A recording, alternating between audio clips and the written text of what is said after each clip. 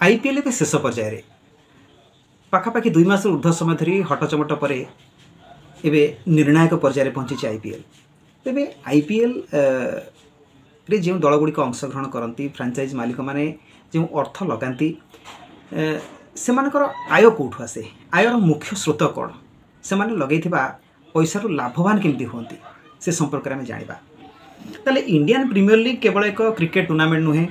यह एक बृहत व्यावसायिक मॉडल प्रति वर्ष जितेबले एक टीम फाइनाल जीति थाए खेलाड़ी सपोर्टिंग स्टाफ और प्रशंसक मैंने जी खुशी होती ताठू अधिक आर्थिक सफलता टीम मालिक मान मिलता है किंतु प्रश्न उठुची जे आईपीएल फाइनाल जीतिले टीम मालिक मैंने केते टंका पाती आसतु से संपर्क में विस्तृत भाव में जाना जे फ्रांचाइज मनी परिमाण केते मीडिया रिपोर्ट अनुसार आईपीएल 2025 प्राइज मनी गत सीजन पर सामान रही किसी परिवर्तन है 2024 सीजन में चैंपियन दल को 20 कोटी टंका प्राइज मनी मिलता फाइनाल में हारी दल को 12.4 कोटी टंका तृतीय स्थान दल को 7 कोटी टंका और चतुर्थ स्थान रही दल को 6.5 कोटी टंका मिलता किंतु टीम मालिक मान केते टंका मिले ए विषय में कौन ऑफिशियल तथ्य उपलब्ध नहीं साधारणतः 20 कोटी टंका चैंपियन फ्रांचाइज मनी मध्यरु अर्थात 50% खेलाड़ी और सपोर्टिंग स्टाफ मध्य बंटा हुए आउ बाकी जो अधा पैसा रहे ताको से मालिक माने नियंती तेबे मालिक मानकर मुख्य आय अन्य उत्सरू आसी थाए कौन से अन्य उत्स ने टीम मालिक मानकर आय साधारणतः केवल फ्रांचाइज जो अर्थ जो बीसीसीआई दिए से सीमित न थाए से माने मोटा अंकर टंका रोजगार करता कहतु ना स्पॉन्सरशिप रु टीम जर्सी किट और अन्य प्रचार प्रसार सामग्री रे स्पॉन्सर को लोगो प्रदर्शन कर मोटा अंकर टंका आय होता है यह टीम आयर प्राय 20-30% अटे सेमती ब्रॉडकास्ट रेवेन्यू अर्थात आईपीएल मैच गुड़िक टीवी और ऑनलाइन प्लेटफॉर्म रे लाइव प्रसारण होइथिबारु रेवेन्यू बीसीसीआई एक बड़ अंश पाई थाए जार 45% टीम मालिक मानक मध्य समान भाव में बंटा हुए उदाहरण स्वरूप 2023 रु 2027 मीडिया राइट्स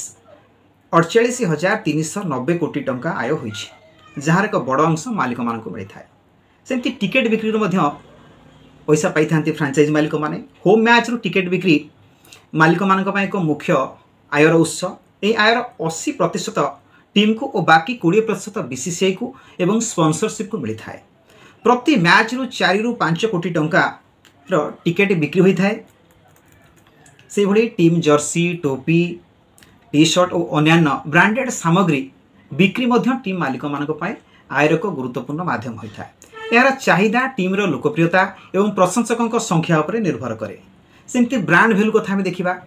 आईपीएल दुईटी दलर ब्रांड भैल्यू सबुठ अधिक गोटे आपंकर मुंबई इंडियंस और द्वितीय है Chennai super Kings Mumbai Indians और चेन्नई सुपर किंग्स भली अधिक लोकप्रिय टीम गुड़िकर ब्रांड मूल्य अधिक जोगु से अधिक स्पॉन्सरशिप और रेवेन्यू पाई था बीसीसीआई एक अण लाभकारी संस्था होइथिबारु एथिरे टिकस छाड़ करा जाए किंतु आईपीएल अंशग्रहण करुथिबा खेलाड़ी माने जो फ्रांचाइज रो जो अर्थ पाई थांती सेथिरु सरकार केंद्र सरकार टीडीएस आकार रे टैक्स पाई थांती आईपीएल